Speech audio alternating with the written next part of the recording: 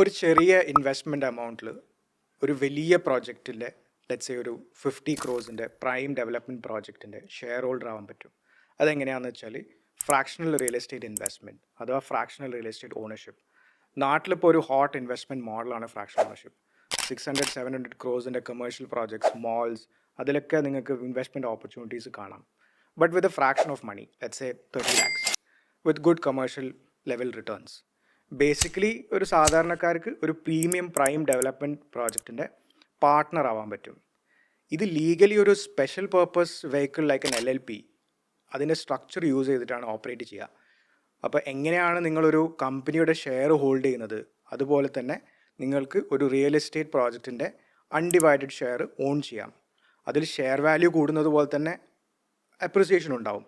പിന്നെ മറ്റ് share ഹോൾഡേഴ്സിൻ്റെ consent ഇല്ലാതെ നിങ്ങൾക്കത് സെല്ല് ചെയ്യാം.